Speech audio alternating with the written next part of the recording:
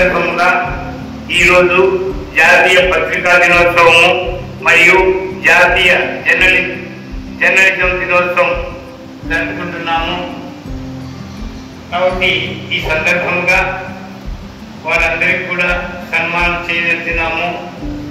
ప్రముఖంగా ఈ దినోత్సవాన్ని గురించి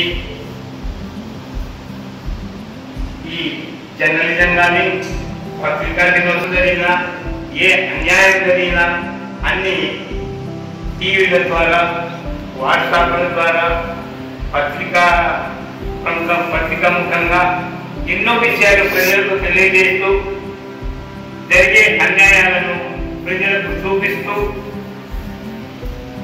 ఇంత అన్యాయం జరుగుతుంటే వాళ్ళు ధైర్యంగా మనకు విషయాలు తెలియజేస్తున్నారు. కాబట్టి వారిని గౌరవించవలసినటువంటి సాంప్రదాయం మనం తీయాలి అనే ఉద్దేశం మాకున్నది.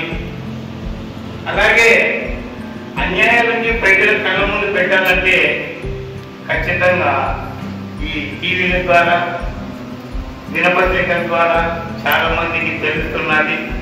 ఈరోజు ప్రజాస్వామ్యం మనుగడలో ఉంది. అన్నీ కూడా కార్యక్రమాలు విజయంతో చేసుకుంటున్నాము.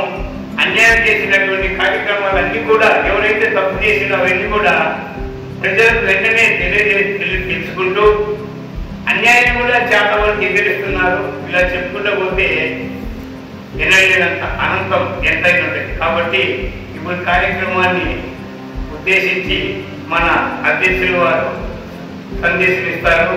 వీళ్ళని కార్యక్రమం మొదలుపెడతారు. ఇప్పుడు మనం జ్యోతి ప్రజ్వలన కార్యక్రమానికి అందరూ హాజరు కావాల్సిందిగా కోరుకుంటూ దయచేసి అందరూ దాన్ని జ్యోతి ప్రజ్వలన కావించండి. కానీ సార్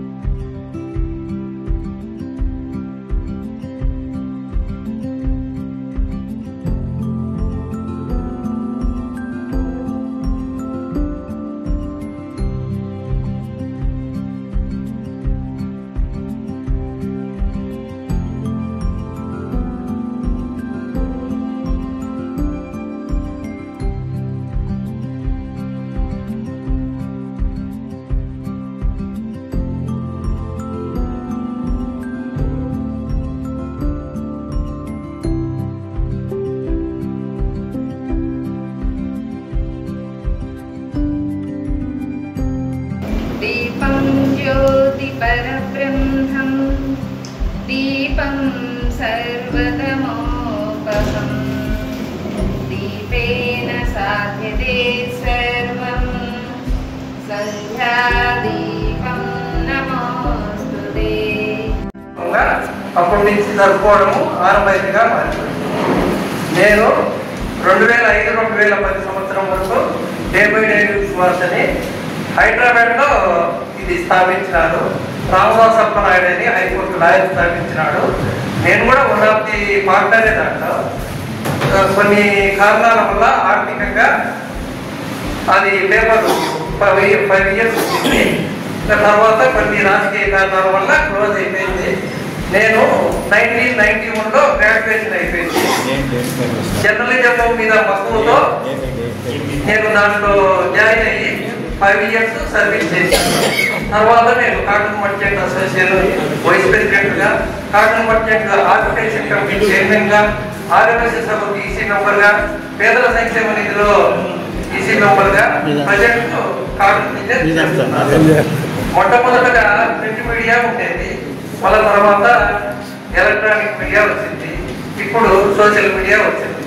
ఫస్ట్ నయనము ద్వారా వార్తలు చదివేవాళ్ళు, వాళ్ళ శ్రవణం వచ్చింది. ఇప్పుడు నయనము శ్రవణము రెండు కలిపి వార్తలు వస్తున్నాయి. కానీ నాటి క్వాలిటీ ఈరోజు లేదు. ప్రతి ఒక్కరికి ప్రతి రాజకీయ నాయకుడికి అమ్మడపోయి అన్ని ట్యూబులు పెట్టుకొని ఉంటారు. కానీ ఆ రోజు కాలంలో ఏది జరిగితే అది సత్యాన్ని చెప్పేవాళ్ళు, వినేవాళ్ళు మొత్తం ఉండేది. ఈ రోజు వార్తల మీద ఎవరికి ఎక్కువ గంటకు 10 నిమిషాలకు ఒకసారి వస్తుంది. అందువలన ఈరోజు వార్తలు అంటే దాని మీద ఎవరికి ఇంట్రెస్ట్ కూడా లేదు. కానీ అవి పైకి రాజకీయ నాయకులను ఒక పొజిషన్ తీసుకోవాలంటే అవే డౌన్ కావాలంటే అదే పరిస్థితి వచ్చేసింది. వాస్తవే.